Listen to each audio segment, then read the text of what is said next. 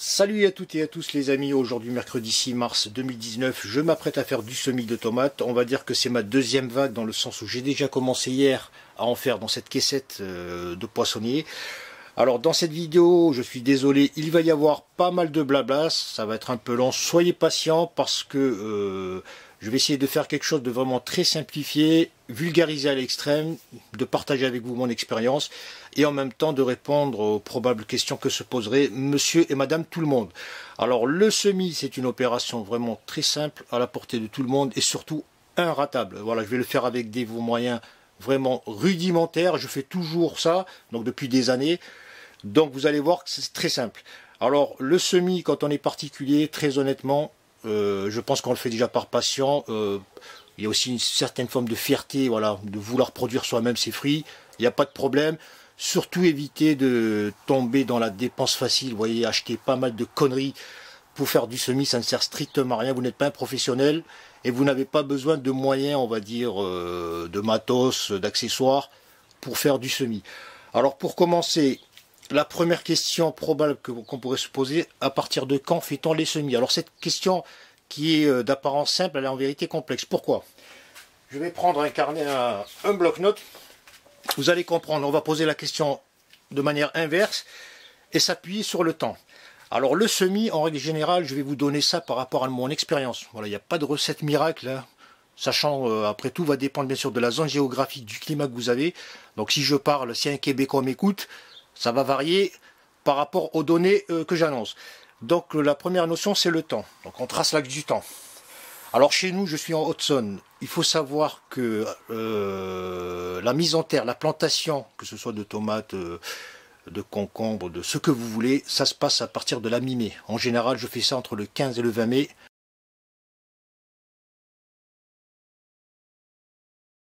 Alors ici, c'est le 15 mai, chez moi. Voilà, en France. Après, ceux qui sont plus au sud, ils gagneront un peu plus de jours, donc ils pourront le faire plus tôt. Donc le 15 mai, c'est la date à partir de laquelle je plante. Donc je sais qu'en moyenne, pour avoir un plant de tomate, 60 jours c'est suffisant. Donc j'aurai pas des plants énormes, attention, j'aurai des plants qui vont de 15 à 20 cm, au plus 25 cm. C'est largement suffisant pour les remettre en sol. Donc 60 jours. Donc je vais faire 15 mai moins 60 jours, donc ce qui fait 2 mois, 15 avril, 15 mars. Voilà, 15 mars, on va dire que... Donc là, je suis en avance. Habituellement, là, cette année, je suis à la bourre, je l'ai fait mi-février. On va dire le 15 février. Voilà, ça, c'est les semis que je fais. Que ce soit pour les poivrons, aubergines, tomates, etc., piments, etc. Cette année, j'ai été pris, voilà, par les circonstances de la vie. Je me suis pris à partir du 5, c'est-à-dire hier. Donc, vous voyez que j'ai le temps. Donc, on le fait très tôt. C'est juste le temps qu'il faut pour assurer des plants hauts de 40-50 cm. Alors, gardez en tête qu'il y en a pas mal qui balisent lorsqu'ils obtiennent des petits plants. Un plant de tomate, prenez deux plants, un plant de 60 cm, prenez un plant de 10 cm, mettez-les en sol au même moment. Vous allez voir qu'au bout de quelques semaines, vous arriverez même à différencier celui qui était petit de celui qui était grand. Pourquoi? Parce que le plant de tomate, une fois que vous lui offrez le confort du sol, c'est-à-dire un sol très chaud du mois de mai, avec un taux d'ensoleillement, on va dire, très large. Donc toutes les conditions favorables, en fait, vous allez voir que ça pousse très très vite. Donc ne vous fiez pas à la taille, vous dites, ouais, j'ai des petits plants rikiki, ça va pas le faire. Voilà, donc je pars sur cette notion. Donc c'est à vous de voir par rapport à votre zone, quand est-ce que la mise en sol est viable, c'est-à-dire, on va dire, l'ouverture de la plantation tout simplement. À partir de là, décaler de 60 jours au minimum, pour commencer à faire vos semis. Vous pouvez le faire plus tôt, comme je vous l'ai indiqué, à partir de début février, mi-février, 20 février, etc. Voilà, concernant la question de quand est-ce qu'on sème. Donc je ne peux pas vous donner une réponse standard, recette magique, ça n'existe pas. Ensuite, dans quoi sème-t-on? Alors concernant les contenants, alors là vous pouvez faire tout ce que vous voulez. Surtout restez quelqu'un de pragmatique, de fonctionnel, surtout d'économique. Prenez des bouteilles. Prenez des briques de jus, de lait, ce que vous voulez, prenez des contenants. Alors les contenants, j'en ai des camions que je récupère auprès des déchetteries et auprès des jardineries.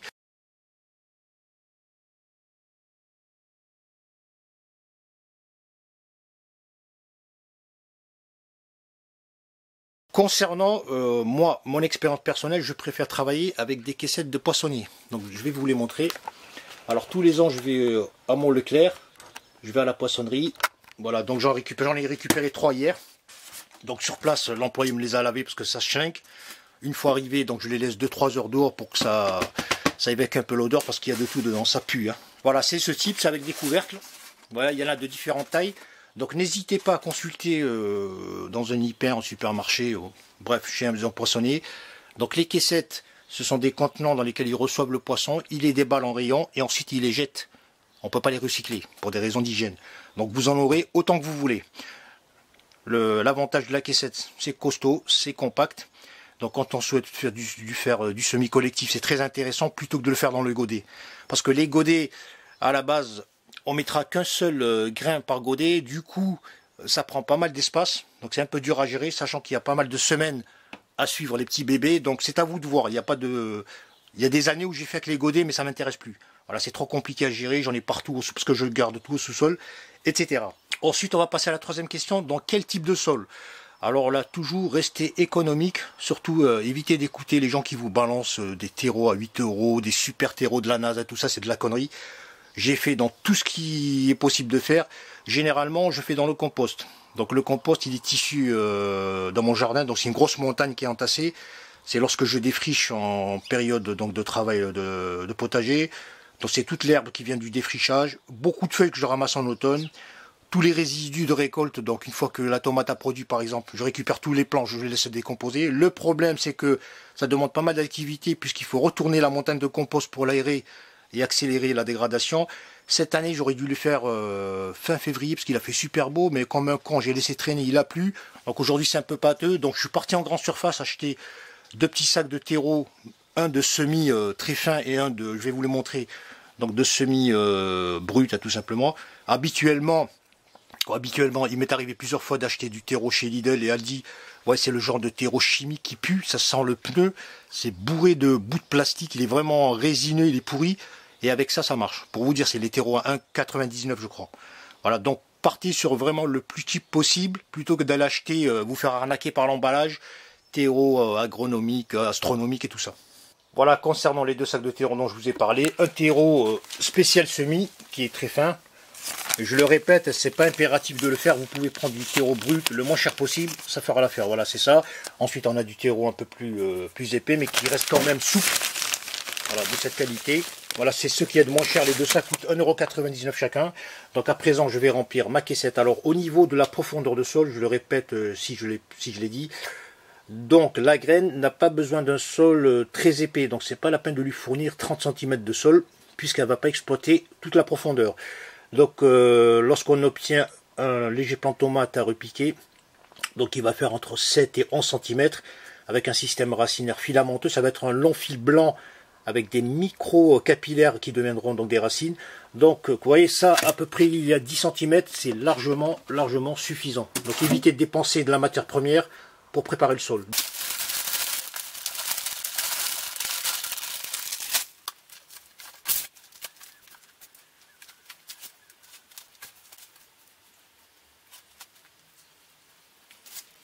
À présent, je vais bien étaler le terreau. Alors, veillez toujours enlever tous les débris longs, les bouts de bois, tout ça, pour éviter qu'ils tombent, donc se rabattent sur les graines et les asphyxient. Donc, les petits bouts comme ça, vous pouvez les mettre de côté. Cassez à la main les grumeaux en profondeur. Voilà, parfois il y a des petites mottes. Cassez-les et rendez le sol souple et meuble. Voilà, une fois que c'est fait, donc ça va très vite. Hein. On aplatit très rapidement. Vous voyez que je travaille qu'avec les mains. Il n'y a pas besoin d'avoir des accessoires spécifiques. Voilà, on fait comme ça, on tasse rapidement. Ensuite, je vais prendre un bout de bois. Ouais, un bout de chevron, voilà, très compact. Prenez quelque chose de très petit pour travailler aisément. Voilà, on aplatit. Voilà, je dame le sol. Bon, c'est pas la peine de taper fort, vous tapez légèrement en surface. À présent, donc, je vais tout simplement tracer les sillons. Donc, en fonction du nombre de graines que vous souhaitez planter. Donc vous pouvez soit faire une seule variété, soit en faire plusieurs. J'en fais à peu près une vingtaine de variétés de tomates chaque année, à raison de 2-3 plants par espèce par variété. Voilà, un petit tube en alu de récup pour faire mission. Donc je vais me serrer. Alors l'espacement des graines. Donc à ce niveau, je le répète, les graines, ça ne prend pas d'espace, ni en largeur, ni en profondeur. Vous pouvez espacer de graine à graine entre 3 à 4 cm. Voilà, vous pouvez faire du 5-5-5. Et pour les sillons, c'est pareil, vous pouvez faire du 4-5 cm, il n'y a aucun problème. Parce que dans quelques jours, on va dire d'ici à ce que végète la graine et devienne un plant, donc ça prend entre 9-13 jours à peu près. Voilà. Je fais des sillons comme ça rapidement. 1, 2, 3, 4, 5, 6, admettons 7. Quoique il y ait un petit espace, on verra après. Voilà, comme ça. À présent, je vais passer aux graines de tomates. Donc je vais vous montrer les différentes variétés que je cultive. Donc celle-ci, je l'ai déjà semée dans la caissette. Donc il s'agit de la Black Zebra. La trèfle du Togo. Très belle tomate orangée, jaune. Très belle. Hein. Tomate chocolat, comme son nom l'indique, elle a la couleur marron foncé. Homard libanaise. Alors la homard libanaise, c'est une grosse, une CDB, c'est une cœur de bœuf. Elle est énorme, juteuse, sucrée. Cœur de bœuf Corazon. Ça c'est de la cœur de bœuf 2016. Bon, je vais les jeter. Donc les graines, il ne faut pas les garder indéfiniment. Au bout de 3-4 ans, il faut toujours penser à les renouveler. Alors au sujet des graines, question, avec quel type de graines peut-on faire du semis? Des deux choses l'une, graines industrielles qu'on trouve dans les GSS, les grandes surfaces spécialisées ou les jardineries. Alors il faut savoir, c'est de la Formule 1, j'appelle ça la F1, c'est de l'hybride. C'est-à-dire vous achetez la graine, ça vous fait un plant, ça vous fait des fruits, et n'espérez pas en tirer à l'issue de la production de fruits des graines pour refaire une saison. Voilà, les industriels ne sont pas cons, le marché de la semence, ça pèse des centaines de millions de dollars, ils vont pas vous vendre la graine et le moule pour faire de la graine. Donc cœur de graine, beef stick. Sinon, comme je le fais, graines naturelles, voilà, provenant de plants naturels, et on les perpétue très facilement. Voilà, ils n'ont jamais été traités, c'est propre. Donc price of the trial, on a donc Hungarian Heart, donc le cœur hongrois. Ensuite, on a Money Maker, c'est une tomate qui fait des grappes, des tomates rondes, très juteuses, un peu plus grosses que l'aroma, mais très très productive. Money Maker, donc fabricant d'argent, on va dire. L'aroma qu'on trouve dans nos rayons, dans nos magasins. Ensuite, on a quoi? C'est quoi ça? C'est la tomate de Crimée qu'on trouve également. La Red Duster-Pear. Et maintenant, je vais m'attarder sur d'autres variétés que je vais faire. Donc j'en ai beaucoup qui sont stockés là officiellement, mais il y en a partout dans des bois, dans des conteneurs, j'en mets partout. Je dois en avoir une 35 espèces à peu près en variété. La cerise, voilà, Physalis pubescens cerise. Donc c'est des petites cerises en grappe très très productives et précoces. Elle en fait des tonnes. Vous mettez 3 plants, vous pouvez faire de la confiture Tiny-Tim. C'est une tomate, elle n'est pas très précoce, elle est un peu timide hein, en termes de production, mais elle a fait de très bonnes tomates. Roambert, c'est des grosses tomates rouges, un peu plus grosses que l'aroma. Tomates jaunes poivrons, comme son nom l'indique, elles sont toutes jaunes. Elles ont très peu de graines, donc quand on en fait, il faut en faire beaucoup pour avoir beaucoup de graines. Gold Nugget, la noire de Crimée, donc j'en ai d'autres, vous voyez, il y avait le paquet là-bas. Donc ça doit être de l'année passée, parce que celles-là sont de 2016. J'ai ensuite la cœur de bœuf, alors ça doit être de la Corazon. La Zapoti Raybud. Donc il y a pas mal de sachets qu'il va falloir que je renouvelle. Tomate Jérusalem. Donc ça c'est de la cœur de bœuf qui est vraiment énorme. Hein. Énorme, juteuse. Violet Jasper. La Don Juan. Précoce, juteuse, bonne. Dancing with Smurf. Donc danse avec les Smurfs. C'est une tomate. Alors elle est comment cette tomate? Elle est... Alors c'est une super cerise on va dire. Très grosse. Il doit faire 30 mm de diamètre. Elle est... Elle a un ton plutôt rosacé pourpre, voilà, on va dire entre le violet et le pourpre. Très juteuse, et c'est des grappes, elle en fait des tonnes. Un plant fait des kilos. Taïgerala. Donc je ne vais pas pouvoir toutes les semer. La Florentine. J'ai la Vintage Wine. Donc elle a couleur vin, rosé vin, très belle couleur. Parfois avec des taches, tomate, poivron jaune. Donc j'en ai, je crois que j'en ai un paquet ailleurs. Cerise. Ça c'est la cerise traditionnelle, ça. Petite cerise. Bratz Black Heart, j'ai la merveille des marchés et la Blackmore. Voilà, j'en ai quelques autres variétés qui sont cachées ici et là. Donc je vais attaquer celle-ci aujourd'hui. Donc comme vous l'avez remarqué, on fait des sillons. Maintenant question profondeur des sillons. Alors là c'est pas compliqué du tout. La graine de tomate, comme pas mal de graines poivrons, tout ça, ce ne sont pas des graines très fortes à la germination. Donc elles sont pas très puissantes. Alors c'est la raison pour laquelle il est toujours préférable de faire du semis fin et meuble. Pourquoi? Pour que la graine puisse percer. Alors c'est très simple, vous prenez votre petit doigt, il ne faut pas que ça dépasse, il ne faut pas, c'est pas impératif, entre 5 et 10 mm, on peut dire 11-12, voilà, pas plus. Parce que si comment on dit, j'ai oublié le verbe, si vous mettez votre graine en deçà de 15 mm par exemple, il va se passer que la graine elle va germer, mais elle va avoir du mal à percer. Raison pour laquelle des fois on a pas mal de ratés lorsqu'on fait du semis. Donc je vous l'ai dit, voilà, petite pression avec un tube, ça fait quoi, 7-8 mm, pas plus. Maintenant je vais prendre mes graines. Alors qu'est-ce que je fais avant de semer? Quand vous faites du semis collectif, c'est très important, parce qu'une fois que vous l'avez fait, je peux vous dire que niveau mémoire, vous ne retiendrez que dalle. Donc je vais tout simplement nommer les sillons. Donc là j'ai fait de 1 à 6. Je vais faire 7. Bon, je pourrais les mettre en façade, mais pour vous montrer. Je vais faire 8. Bon, je les mets ici, en façade. Donc vous avez compris le principe. Chaque sillon portera une référence. Alors pourquoi? Parce que je vais tout simplement noter ce que je fais au fur et à mesure. Donc j'ai un carnet. Voilà, tout est noté ici. Vous voyez, j'ai commencé avec la fève, etc. Hier, j'ai fait tout ça. Donc L1, c'est ligne 1. 3G, c'est 3 graines. Black Zebra, plus 2 graines de chocolat, plus une graine de homard libanaise, c'est de la grosse tomate, etc. Aujourd'hui, je vais mettre pareil, la date, et je vais mettre ligne 7, 8, 9. Et en fonction des graines que je mettrai, je les marquerai. Voilà, pour ce faire, je me munis d'une pince de Bruxelles.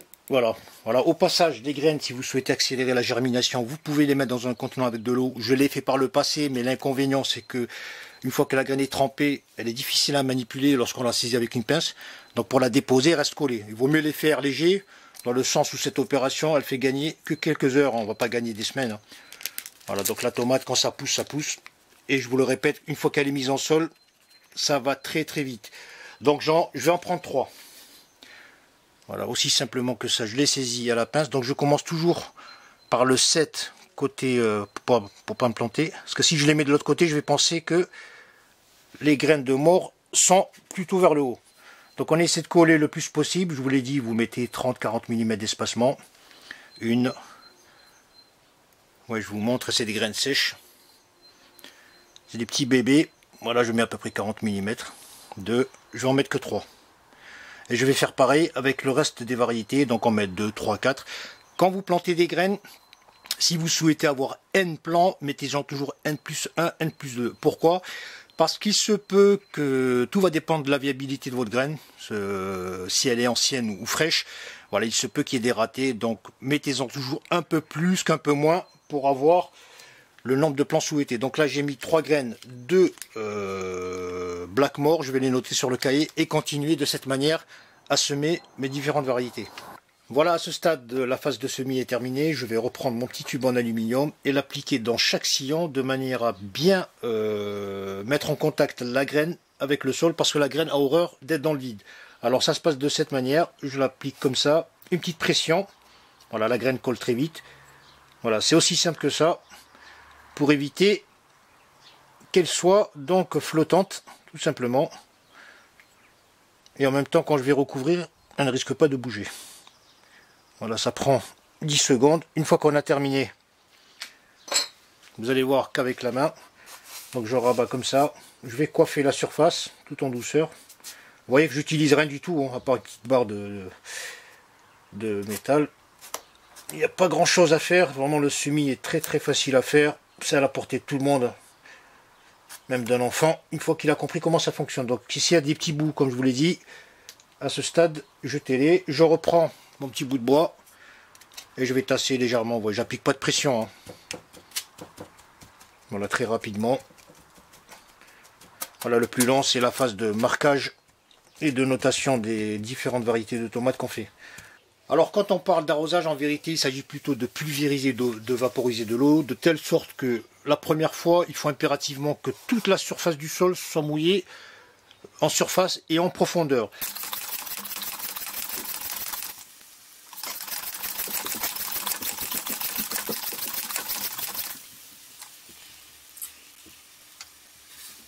Voilà les amis, les travaux de semis sont terminés. Alors pour rappel, c'est très important, si comme dans mon cas vous faites du semis collectif de différentes variétés de tomates, c'est de noter exactement ce que vous faites, parce que lors de la phase de rempotage, il va également falloir renommer individuellement chaque godet. Donc à ce stade, c'est très important de savoir quelle graine est dans quel godet. Et troisième phase, lors de la plantation, il faudra également étiqueter chaque plant. Donc vous trouvez un moyen de les repérer, de les identifier très facilement. Puisque si vous souhaitez faire de la graine et que vous ne faites pas ce travail, que vous êtes débutant, croyez-moi, vous allez vous mêler les pinceaux et vous risquez de nommer une variété qui n'est pas la bonne.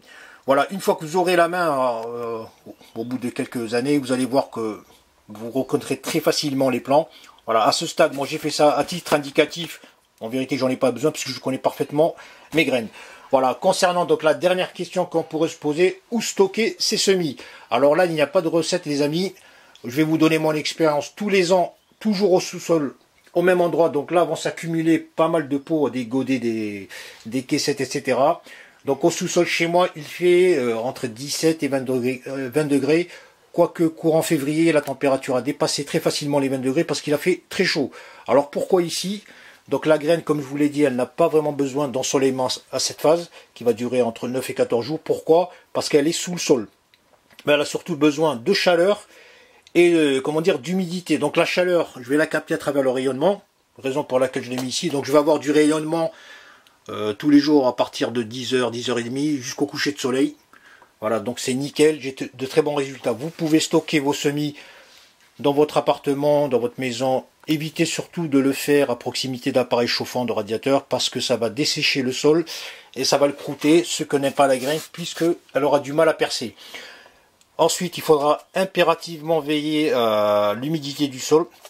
Comme je vous l'ai montré, donc j'ai fait un premier arrosage vraiment copieux, de manière à mouiller entièrement la surface du sol. Par la suite, donc il faut penser que la graine va se développer, donc il faut impérativement faire en sorte que l'eau accède à chaque fois à la longueur du système racinaire.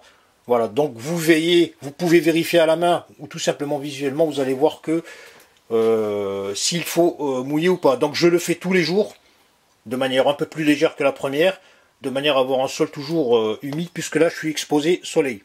Voilà mes amis, cette vidéo est terminée. Je sais qu'elle a été très longue, j'aurais pu la faire en 60 secondes montre en main, mais le problème c'est qu'il y a pas mal de choses à dire concernant cette activité. Donc j'ai essayé, comme vous l'avez remarqué, de répondre à un maximum de questions. Si au passage j'en ai raté une, bon, n'hésitez pas à m'interpeller. Quoi qu'il en soit, comme vous l'avez vu, c'est aussi simple que ça que de faire du semis. Voilà, surtout, partez avec de la bonne graine, il faut vraiment qu'elle soit viable. Pour le reste, vous voyez, c'est du travail d'enfant. Donc après, il faudra faire preuve d'un peu de patience pour continuer le processus, puisqu'il y a encore quelques semaines de travail avant la mise en sol de nos plants de tomates. Je vous remercie d'avoir suivi cette vidéo. Au passage, n'oubliez pas de liker, de partager, de commenter. C'est toujours gratuit, c'est encourageant. Et je vous dis les amis, à la prochaine phase.